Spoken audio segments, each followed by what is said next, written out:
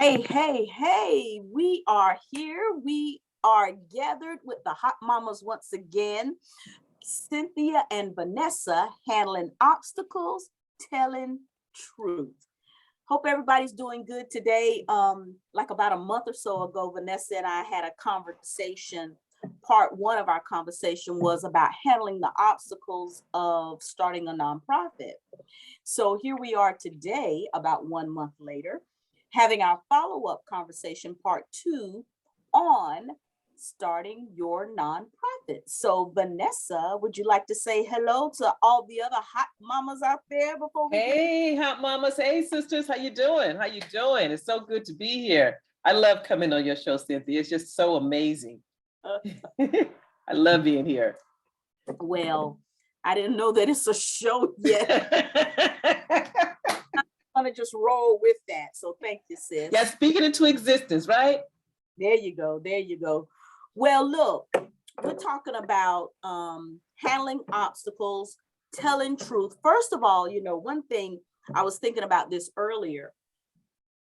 I am blessed to be in such a network of powerful women in different industries, doing so many amazing things.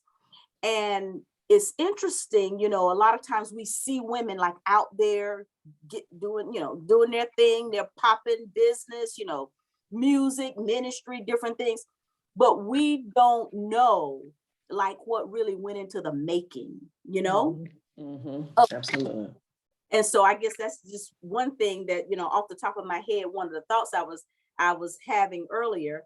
And so then that brings me to you. And, you have, in my opinion, done some really incredible, some amazing things in the nonprofit world. And one thing that's interesting to me is like, we try to pour into younger women in particular. But Vannessa, I know when you started, you really didn't have a support network, mentors. There were obstacles, right? Lots of obstacles. Yeah. So, can you, I don't know, give if you have maybe two examples, but can you share with us maybe like a couple of the main things that early in your career that you had to face and overcome? Yeah. One of the things I had to face and overcome that a lot of new nonprofit founders do not have to face and overcome, but it's a new obstacle for them that they need to take a look at, is that when I started my nonprofit, there was no internet, no World Wide Web, no Facebook, no cell phones. So I had to get out there and I had to hit the street and hit the pavement and go meet people and be part of the community. And that's something that the new nonprofit founders are going to have to do. That is a huge obstacle they're going to have to overcome, is really being out there and being social. They have an opportunity to sit behind their computers and get a lot of information from people, just giving them information. When I started my nonprofit, I didn't have a bunch of information, people just throwing up stuff over me, people that just went out and read stuff in a book or maybe just served on a board for me and was able to tell me all these things that you should do. I had to get out there and I had to see it and I had to learn, I had to touch it and I had to be a part of it. And that's what a lot of nonprofits need to do today. And that's an obstacle. Social media is going to be an obstacle because we like to sit back. We could just do all the research and think because it was said on the internet, it is true, right? But we have to get out there, and if we're going to be in it to win it, we have to be in it. And that's one of the things that I love about you, Cynthia, is because you're always in the community. You're always at an event. You're always knocking on somebody's door. You're always letting people know, hey, let's get together. We have this stuff going on. And those are the things that we need to do to build our organization. Because if you think about all the nonprofits that's been in existence for so long now, they were started back in the day when people were out there and they were doing it. They were talking, they were networking, they were building together. And that's what it's all about, building and connecting communities together. So one of the obstacles that I had it because, hey, I'm just going to be honest. Here's a young Black girl, and I started my nonprofit. I was 22 years old. I was actually 21 when it came into my mind, but by the time I got my paperwork in my 501c3, I was 22. So you got a 21-year-old girl who's out there, she's Black, and she's like, hey, I want to provide services for teen mothers and teenagers. They're like, you're a teenager yourself. What can you possibly know? And then it was so territorial. People like, these are my toys. I'm not going to share. And we have that same thing today. But I got out in the community and let people know, love, and trust me, and believe that I was who I was, and I said what I was going to do, and I didn't have the camera or anything to hide behind, and I had to be there. So that's one of the obstacles I think that we're going to have, and a lot of the nonprofits have, because they don't know, and they have so many people telling them so many different things that they need to do, and I think it causes more confusion than anything. You know, I was going to say, so Vannessa, you brought up two great points. Number one being, in this age of technology, which it can be good, there's so many advances, and you know, there are some things that kind of streamline things for us, so it can be good. But on the other hand, and I've noticed this even in some other areas of life, how this advancement of social media and technology is really dampening our interpersonal and our social skills. So we do need to bring a balance there, and that's something I think to be mindful of in many other areas of life as well. But there's something else key that you just brought up too. So we have the internet, and we have this just enormous amount of energy, information that's coming at us from all different directions. Sometimes, you know, and you kind of began to allude to this, we can have misinformation coming to us as well. So that's really the key obstacle that I think we could hone in on today. What about all of these articles and, you know, just whatever, you know, telling you to do this, oh no, don't do this. From practicality, can you help clear up some of that obstacle maze? Oh my gosh, let me tell you the one that really I see online, and it really just, I'm like, really?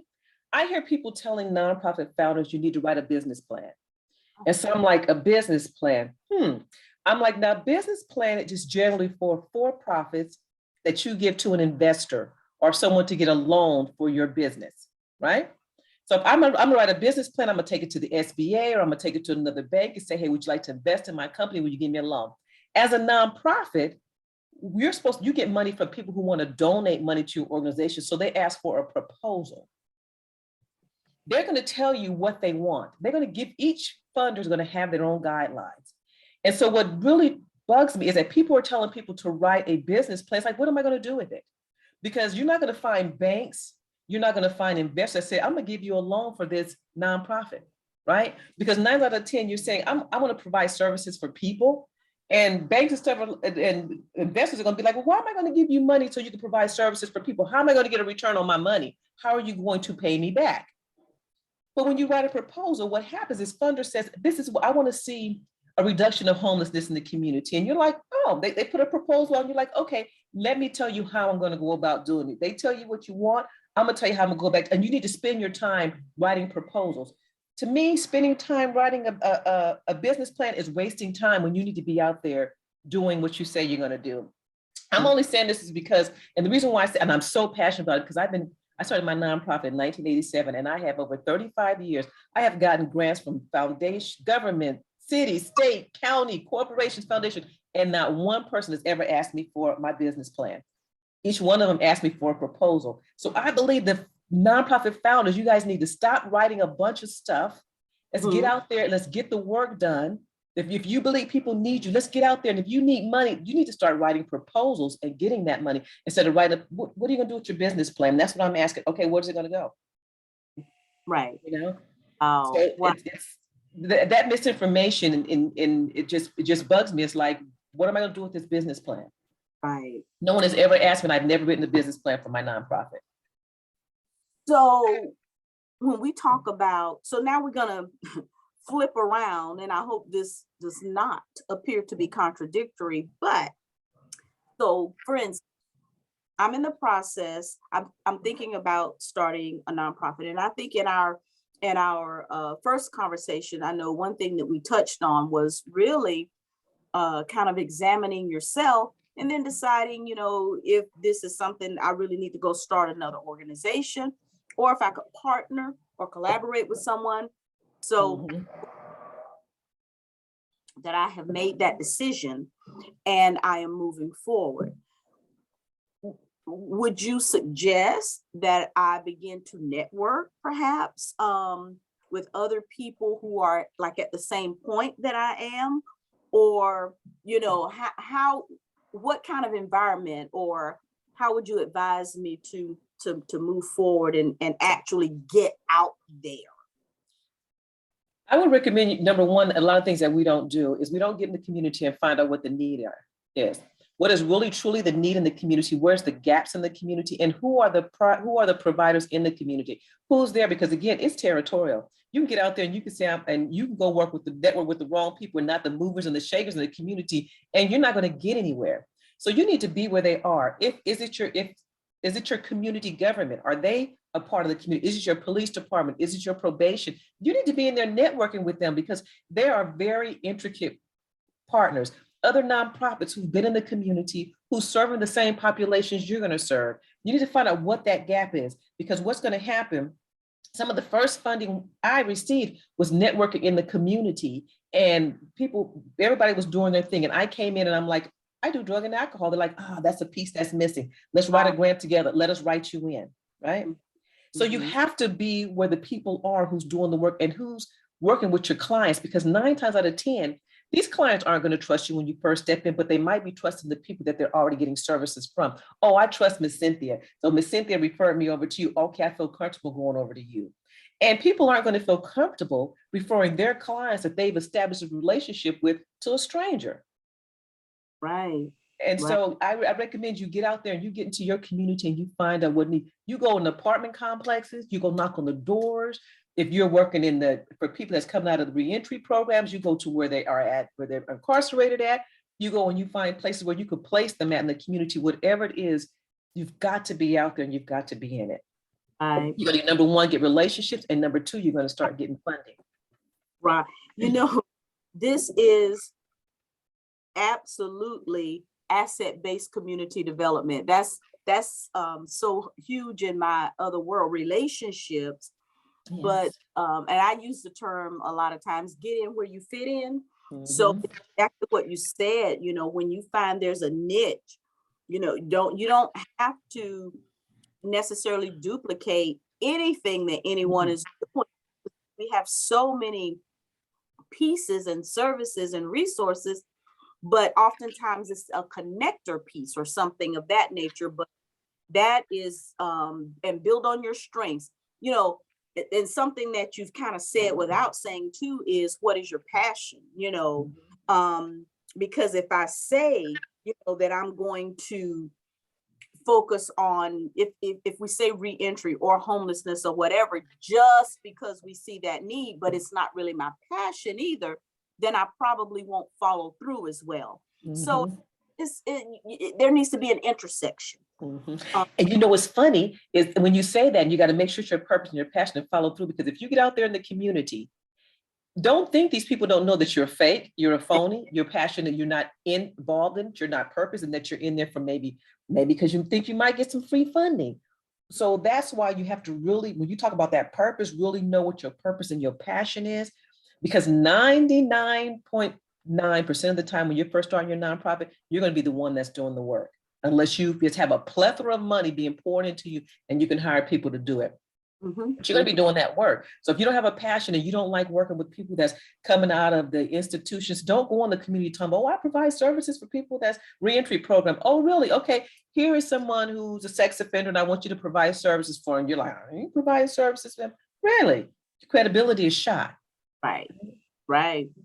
Be real. Vannessa, I so enjoy our chats, our time. I learned so much. One thing that I think I have learned is I don't think I have what it takes to actually start my own nonprofit. It's a lot of work. It's a lot of work, and I'm already a multitasker and several things going on. That's why it works best for me to partner with and or use another organization as my fiscal agent. It does work with. So I own that. I've come to realize that, and it's okay. Yes, But yes. I so much through our conversations, and I think it's important to share, because a lot of times we just think, okay, yeah, well, I'm gonna start a nonprofit just because it seems like a good idea, or we're thinking about that free money, that grant money. No, there's a lot more to it than Not that. more to it. Not more to it. And there are ways that we can be efficient Mm-hmm. sometimes without starting that nonprofit, but we need to understand the mechanics, and we need to know what we're doing. Right. And I'd love for us to come back one day and really talk about that, because it's a difference between saying I want to start an organization, I want to have a program, or I want to have a project. But but before we go, I need to say this, and I'm so glad I heard you talk about the asset-based community, because I want to invite you, and I hope you will come to the Nonprofit Founders Club, and you will teach the nonprofit founders about assets-based community and how they could collaborate and how they work together to build stronger ones, because you're one of the most efficient people that I know that's out there in the community and that brings people together. So I think the new nonprofit founders need to take a look at you. So I'm looking forward to seeing you in the Nonprofit Founders Club and teaching a masterclass on your assets-based community. Absolutely. So with that, would you please let everybody know how they can find you, how they can become a part of the Nonprofit Founders Club? Yes. And again, it's the Nonprofit Founders Club. The club is specifically for people who have founded nonprofits. And it's www.nonprofitfoundersclub.com. And you can email me at Vannessa@Nonprofit Founders Club. So thank you so much. I'm so excited about all the things that we're going to be doing. Can I give a little pitch about the club? The club is wonderful. It's online, but it's not one of these clubs where you go in and you have all these assignments to do online. We are live 3 weeks out of the month. We meet live, and I teach you a concept. The first week of the month, I teach you about a concept. The second week, we do question and answer, and the third week, we get together and we put it into action. So I'm going to teach you a concept. You're going to take an action, and at the end, you're going to get a result. So it's not about let's just sit and talk about it. It's like, if we're going to change this world and make this world a better place, we all need to get in there together and be about it. So. Exactly. I am so delighted. I'm thrilled. I'm thrilled to know you, and again, as the professional and as the powerhouse that you are, but I'm also honored to call you sister. So thank you, thank you, thank you. I'm also, yes, this will be hot off the press. Everybody stay tuned for some upcoming live events, okay? And you'll get to meet Vannessa and some other women that I'm networking with, and have a lot of awesome things going on. So, hey, yeah, stay tuned for that. Hot Mamas, handling obstacles, telling truth. We love you to life. And hey, we'll see you next time, right, Vannessa? That's right. We'll see you. All right. Shalom. All right. Hi, everyone. Bye-bye.